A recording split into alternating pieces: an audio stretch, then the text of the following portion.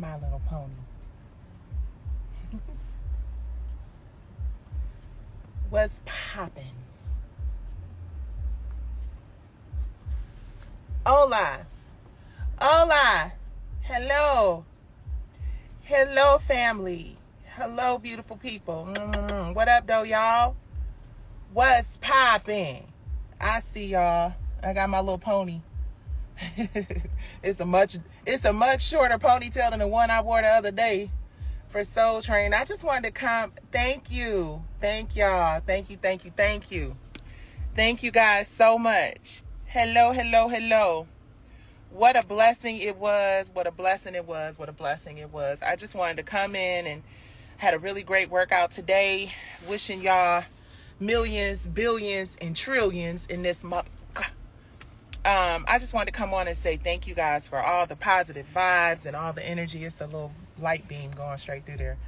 Thank you so much. Thank y'all. I was nervous. I ain't even gonna hold y'all up. I was like, oh shit, they got me in here with these youngins, except for my soror Marsha, who just killed it. Look, she let it be very, very known and very, very clear. Try me, baby. Marsha got a pen and a voice, and it was so great to share the stage with Aaron and Eric Bellinger. And thank you. And I'm so grateful to BET. It's been a lot of great coverage from that. You guys, I got another good one coming up. I can't talk about it yet. They're telling us we can't talk about it yet, but it's a really good one coming up, you guys. And I'm just truly grateful. That is just the word of the year for me. It's been a hell of a year. Thank you, Soror. Shout out, before I get all off into all of that, let me just say, Sigma Gamma Rho Sorority Incorporated, Divine Nine, all of my sorors and sister sorors and our brothers, fraternity brothers. Listen, I thank you guys so much for your consistent support and encouragement and love. It's so wonderful to be a part of an organization that truly supports you and shows up. I mean, when I say my Sigma Gamma Rho Sorority Incorporated sorors show up and show out every single solitary time. Brownstone has not had a show. I have not had a speaking engagement. There has not been a time where my sorors have not shown up for me. And I'm just really grateful for the sisterhood in this organization. Truly, truly grateful for it. So shout out to all the women of 1922, the greater women of Sigma Gamma Rho Sorority Incorporated, and all of the Divine Nine. It's the sisterhood and the brotherhood that, is unmatched. So very grateful for that, you guys. What else? I am working out, taking it to another level. So much stuff coming up in 2024. Like, we have, a lot of things coming up in 2024. It's crazy because while there's a lot of challenges going on in my family and a lot of challenges going on in our lives right now, there are a lot of blessings as well, right? It's a lot of ebb and flow. So I'm just grateful for that. And I'm staying in a space of being grateful. Hi, Treasure Rose, I see you. Yes, we got new music coming, you guys. We got a big surprise coming at the top of the year. Definitely some new music coming from Aaron, Alexis, and Nikki, aka Brownstone 30, Brownstone 3.0. To be here 30 years, 2025 will be our 30-year anniversary, y'all. 2025 will be our 30-year anniversary. And all I was thinking is, here I am, Soul Train Awards and some other stuff that's coming up that's going to be incredible. And I'm just like, just have to be grateful for 30 years. I've got to be grateful to be coming up on 30 years. It's crazy. Y'all call us old school. Y'all call us aunties. Y'all call us irrelevant. But for God to have us still in this space of, being able to perform and being able to use our gifts to hopefully inspire some people out there. You know what I mean? It's just a blessing. It's just a huge, incredible blessing. We've had a lot of people. Thank you. I'm gonna hold you to that, wanting to produce us. What up, Chike? What up, brother? I was just on here talking about how grateful I feel for the opportunity to just do this for 30 years. It's just such a wonderful opportunity. Hey, boo, hey, I see you. So we got some other good stuff coming up, you guys. We have, I cannot Thank you. Thank you. Oh, I love this. Thank y'all. I need this love. I need this love. My family needs this love. I'm live, babe. So don't talk dirty to me. What you lying about? I'm lying about what we got popping for 2024, baby. We got a couple big announcements. I know, don't y'all hate when people like, I got a big announcement, but I can't tell you right now. But no, we really have to do what the people want us to do. Thank you. Thank you. That's what we was trying to go for. We was trying to, thank you, Cordell. Thank you. Thank you. I was trying to go for a vibe, right? Because, you don't get the song. You look like, oh, snap, what we gonna do? And let me shout out my sister, the diva, Jayla Sims, baby. Listen, I was like, Jayla, this thing is like a cipher, and it got to be like hip hop, and it's got to be like, she like, listen, sis, this is how you got to think about it. This is how you got it. And I'm grateful for it. I'm really excited to have Jayla, follow King Jayla Sims, incredible. I'm live, so can't have no witnesses. Who just and listen, baby, thank you, because they said a cipher. I'm like, oh snap, a cipher. My husband was like, you got to come with some bars, babe. I'm like, oh, how I'm supposed to do that? Jayla was just in. Listen, Jayla Sims. I'm sorry, I got a call. I have to call her back. Jayla is amazing. Jayla was on Making a Band. So just an incredible, amazing, incredible human being. Shout out to Queen Dean MUA, my makeup artist. You know what I'm saying? So many things go into, why did my screen get all close and tight like that? Anyway, whatever. So many different things go into making this thing work. Shout out to my sorors and my sisters in Brownstone who gave me, why is this so all in my face? It just like double exposed. Y'all see that? Whatever. So shout out to my sisters. My wardrobe was a combination of me and Erin and Alexis. Y'all don't know Alexis is a stylist. She has a whole shop Life Size. And even though I didn't get my stuff from Life Size, I had to run my look, by my sisters in song. And just grateful for my whole team. My husband, who is a constant source of love and support and encouragement. He likes to play the background, but I pull him out. Said, I could tell those lyrics came from the heart. Heard the no ego. Yes. So the lyrics are, you heard it through the grapevine. Because people, there you go. There go my Jayla. There you go. Hey, Granny. Baby, listen. I was just talking about how I could not have done this without you, Jayla. You will see what I'm saying. Okay, so here go the lyrics. You heard it through the grapevine because people always talk mess. I don't really think about it because I'm too blessed. No ego. I'm Rigo for my people. I will go to the valley low.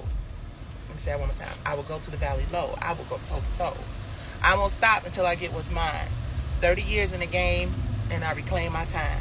Maxie is watching over me and all of Brownstone. We're never alone. Jayla, I could not listen. Baby, that's all I got to say. That's all I got to say. I can't release all the trade secrets, but you feel me. You know what it is. And I'm just grateful. So we have some really incredible things coming up. God is blessing. And, we still waiting for this P-Valley situation. But what I decided I was going to do, it's hard because, when you human, it be hard to be like, okay, God, I'm just going to give it all to you. But that is my battle. That is my fight. And what's really interesting is, this is just, a little analogy or just a little observation that I made during Soul Train. There were 5 of us in the cipher, right? Me, Brian, Cox, Aaron, Eric, and my soror Marsha. And all of us were sitting on stones. So I thank God for them 5 stones. Those were 5 stones. Shout out to BET, shout out to Jesse Collins, shout out to Paramount people, shout out to everybody who was involved in, allowing me to share that moment. But what I have learned, and it's difficult because as a human being, you often find yourself in a situation where although you want to be like, I'm just going to sit here and trust God. The truth of it is, it's very difficult to just shut the hell up and sit back and just trust God in a situation, right? We say it all the time, and we have to keep saying it. We have to keep putting positive affirmations out there in order for it to become true, right? But it is a difficult thing when you're going through hell. And the hell that we're going through isn't just about this P-Valley litigation and, what it has done to our family over the last 3 Christmases and holidays and years and shit, right?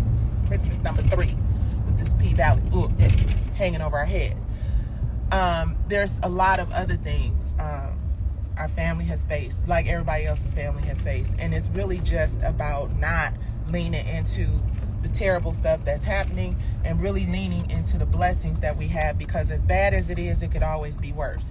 And I think that's the message that I have on my heart today to share with everybody out there. Just, you know, I know the shit is tough, and trust me, y'all be thinking that because people be on TV, not y'all be thinking, but some people be thinking that because we are on television and because we have, you know, we get dressed up and we go through shows and stuff like that, that's like a job. Like, that's what we do the same way everybody else gets up, puts on their clothes, you know, do their hair and makeup. Our hair and makeup might be a little more done up than the average person that's going to work, but we're going to work. We're going to work to feed our families. We're going to work to pay our bills. We're going to work, you know, and the difference is we often have to go to work and perform for people with a lot of trauma and a lot of stress and a lot of negativity that is happening in our lives.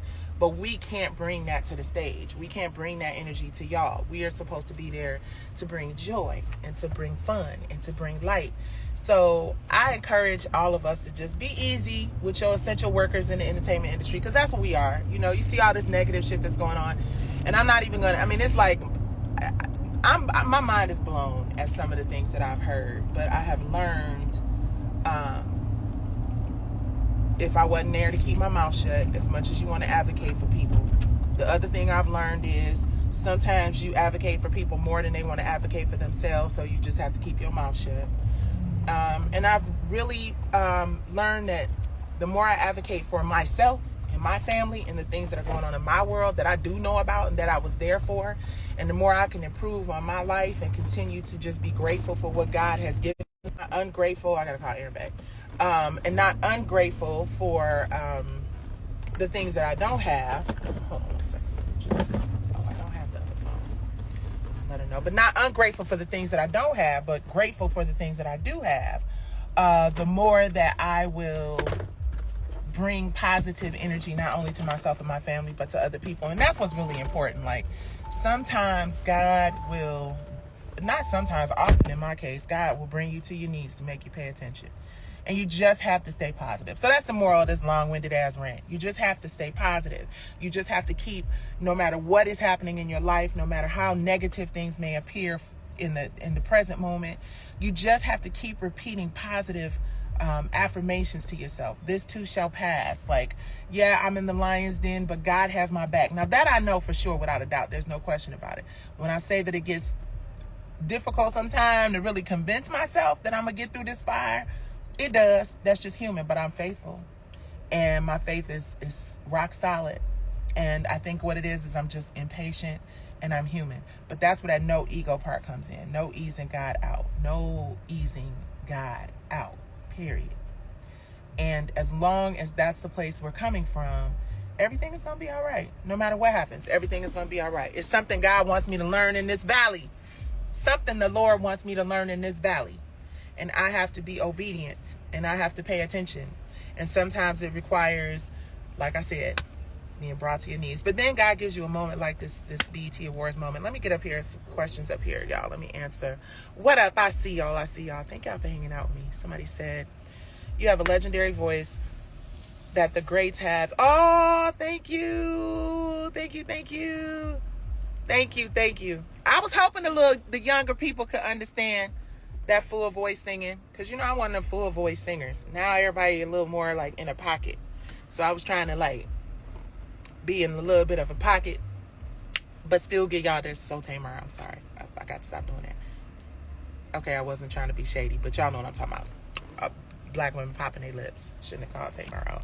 She looks beautiful, by the way. Oh, everybody looked beautiful.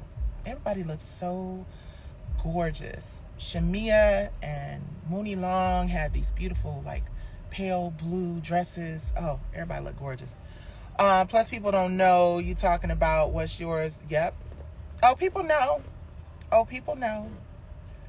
They know. They know the sub was subbing. And usually I'm not a subber. I'm usually a very direct, just call it like I see it. Like Vera said, I call it like I see it. Oh my goodness. Speaking of, I knew it was something I need to talk to y'all about. Have you guys seen the Tyler Perry documentary? So I watched it. Oh, Chike says, how did I feel about that night? Okay, let me answer your question first, Chike. I felt that night was awesome. I felt like it was just good energy, positive vibes. I felt like it was a great bridging of, like generations. I met Aaron's mom. She and I are about the same age. So, and he's such a handsome, like Aaron is so like, his voice is so smooth. Him and Aaron, everybody just killed. Everybody killed. And that's one thing I want to say. Like I've noticed, which, I try to stay out the comment section. I be on the shade room though. And I be on Ball and Roll. Okay, I be in the comments. She said, I'm old school, 53 years old. Thank you so much. Thank you.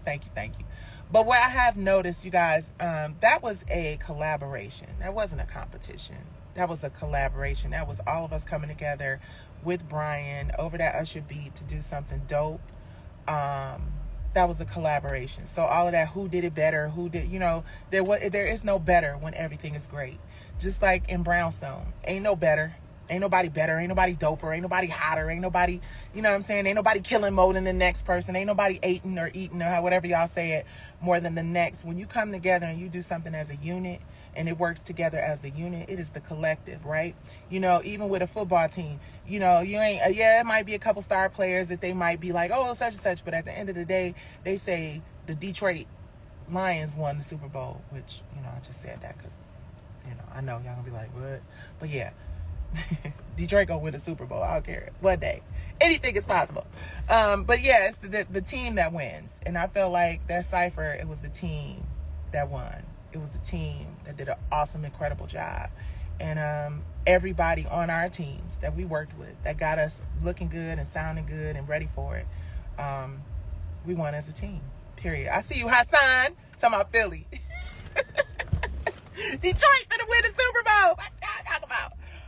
But it's always teamwork that makes the dream work. So really grateful for that. Really super duper grateful for BET. Thank you, BET. Thank you, BET, my family at BET. BET has been a part of Brownstone's legacy since day one, you guys. The first performances we ever did were on BET. So shout out to BET and giving us the opportunity to shine in that moment. Was amazing. You guys, it's time for R&B to make a really solid comeback. Okay, I'm gonna talk about Tyler, right? You said, okay, back to Tyler Perry. Thank you for keeping me on track, TK. But real quick, I gotta say this. We see what's happening right now.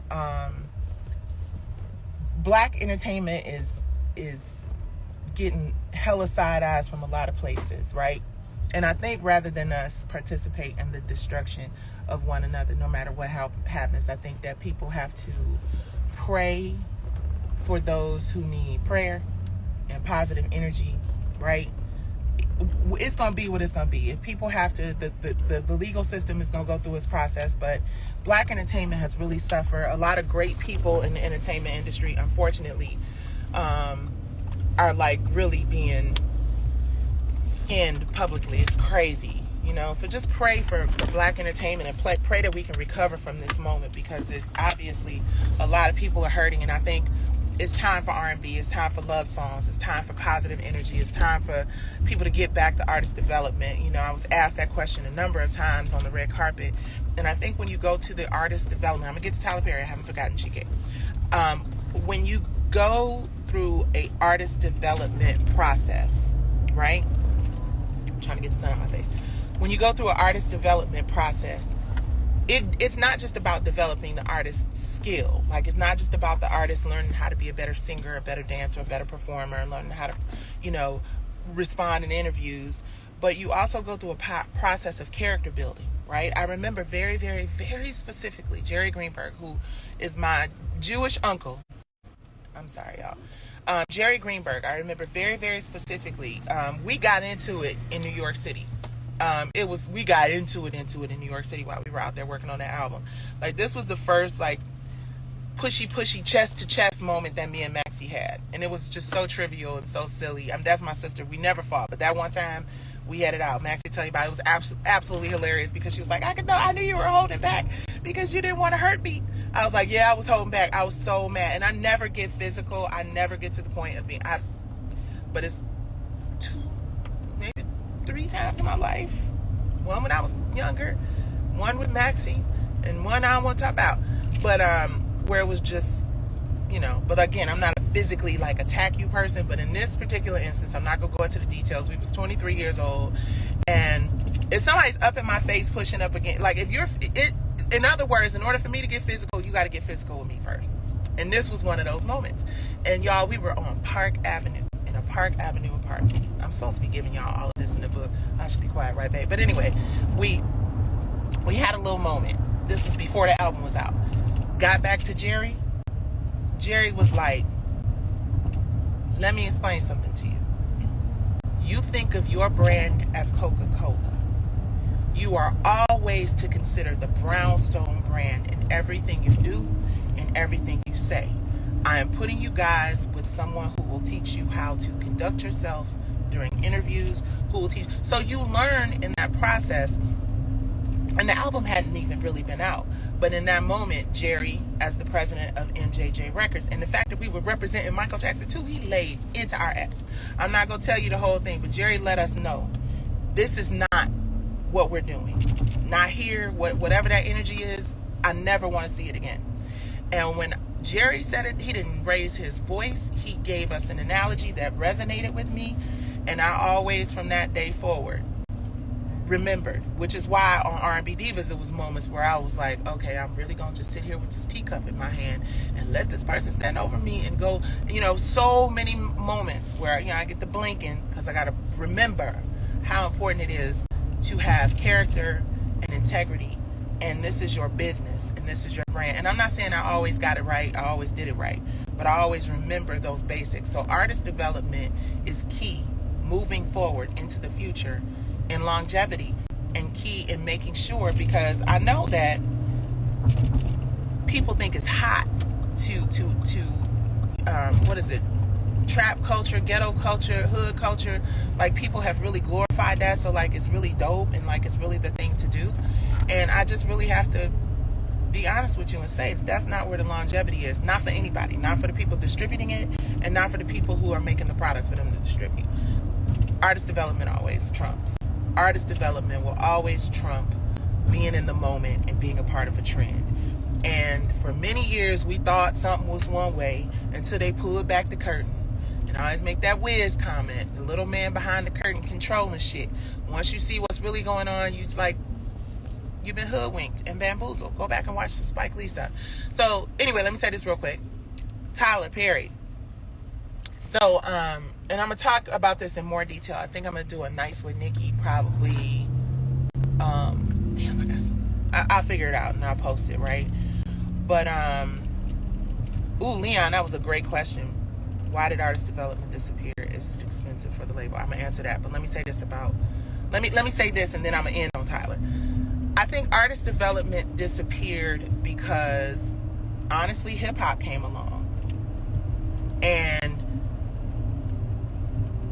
honestly, I don't think that hip-hop required that much artist development. I think with hip-hop, it was more about the streets.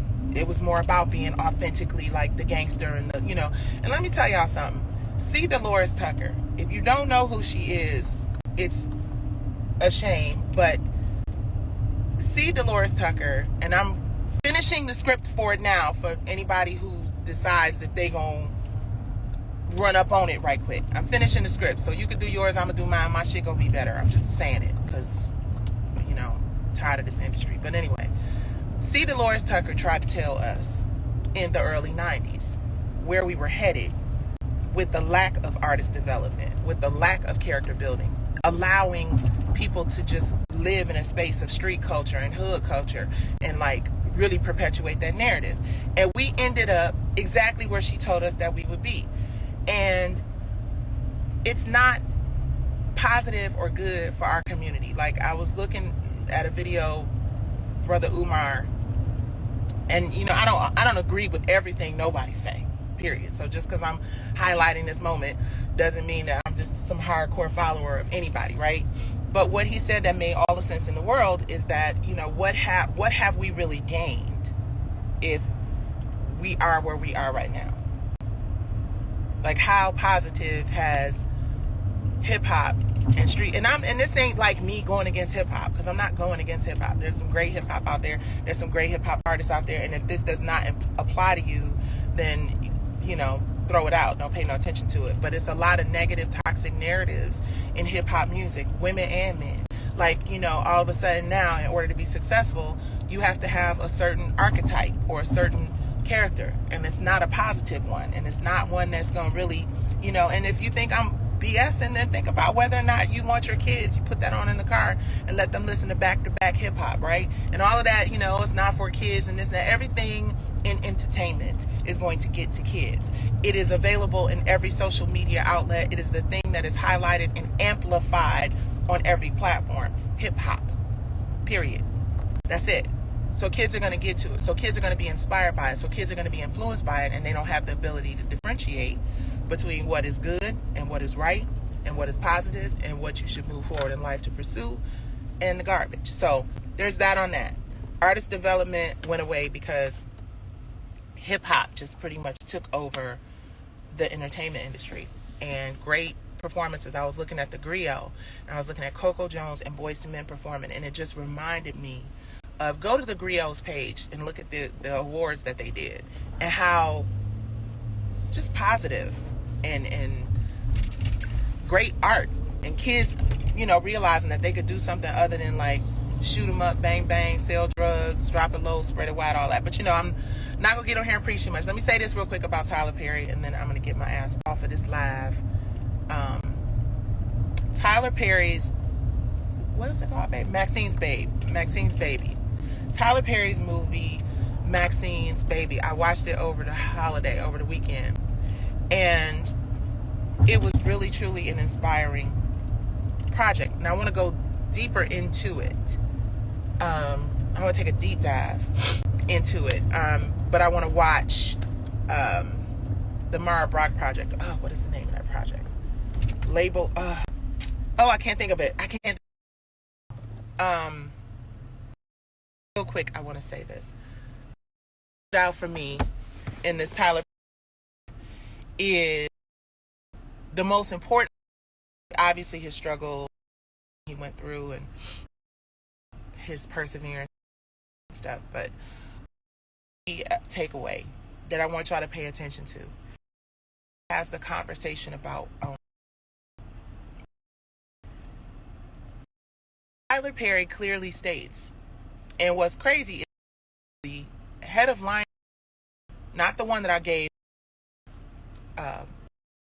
This was another guy when Tyler was there. And Tyler talked about it, and he demanded ownership of his intellectual. And he said, if it, then I have to have ownership in it.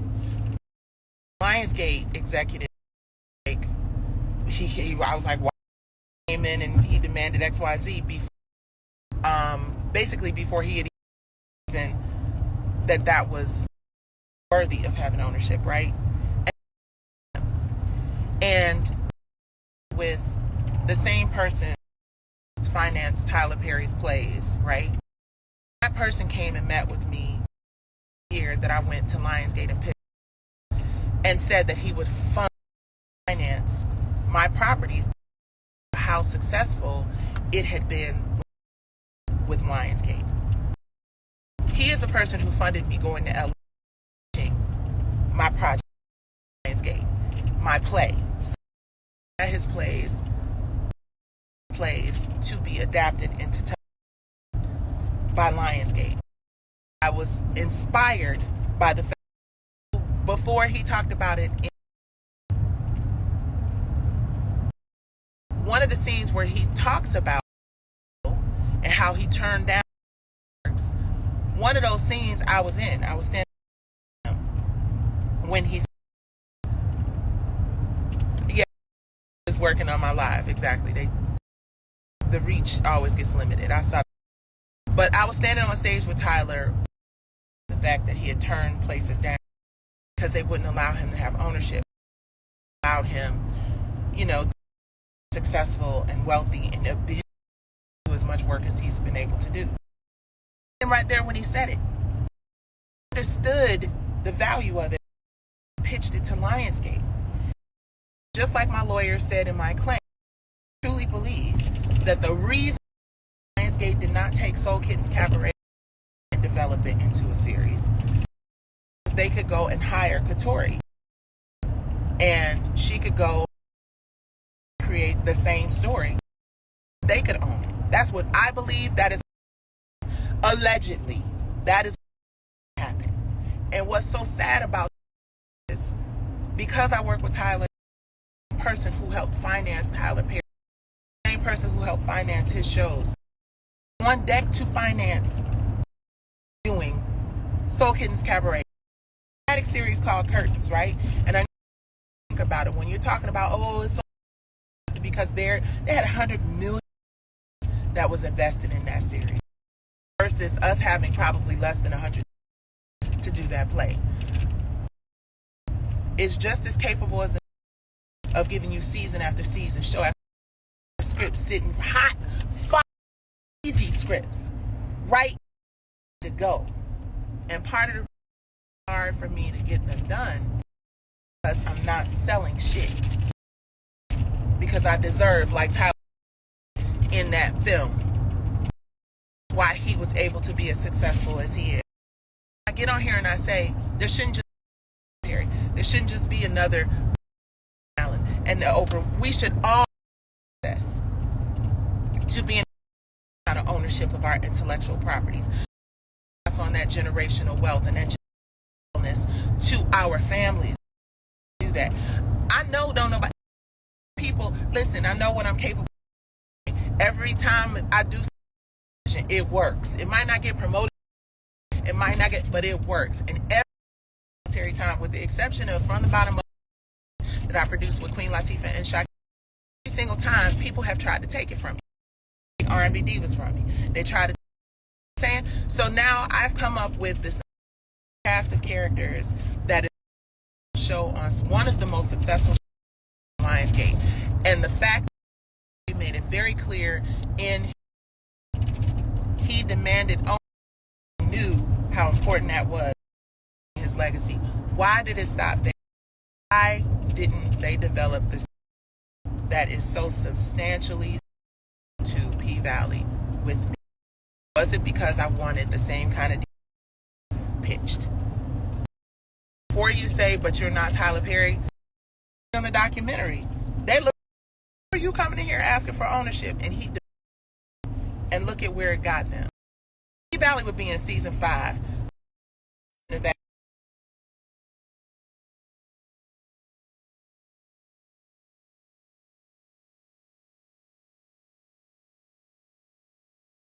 For girlfriends, I believe she's supposed to get the show back, but long story short, there was some issue, right? And she made the statement, the show is not going to thrive if I'm not. We discovered with R&B Diva left what happened over there. You can listen. The reason why P-Valley isn't going forward is because right, the strikes have long been, but I understand the scripts have been done. It is the law of nature. Like Mara Brown, thrive when you take the heart and the soul out of it, when you take the creative, when you take the person who, period. So I hope that this is resolved so that these improvements on P-Valley can get back to work. But like I said, Cypher, I'll go to the Valley Low. I go to toe. I am going to me one way or the other, and to go through the legal system. Know that we have to wait patiently for the judge to decide that we can go forward, and I'm trusting God on that. Everybody knows where that came from. Where the story of what is now came from. And hell or high water, eventually it's going to return where it came from. Y'all see how it be taken back from the dead to get motherfuckers who. I can't wait to find this Tupac situation. Other stuff. You be careful about how you that you're just going to use and your money late people when all is good business. All you gotta do is business. Though, Dad, I see you. All you have to do is that's it. Because guess else got families too. Everybody else make sure their kids can go to college, their grandkids. We all want to make sure that it's good. I thank God for the people with me. Y'all, we got some, listen, it's some, y'all thought it was 5, but we got some more stuff coming up. Stuff coming up with people and producers and folks who really respect art and creatives. To make money. I'm in my Suge now. Come to Worth TV. We're about to do something real extra special.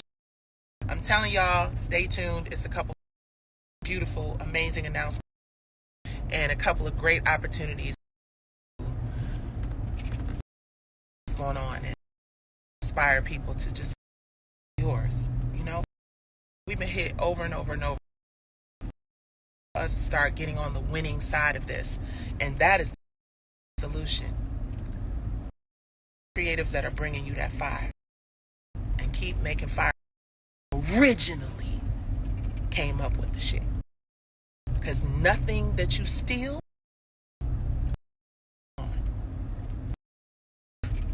not for long term. Like I said, Divas as a cautionary tale. Got a big Army Divas announcement.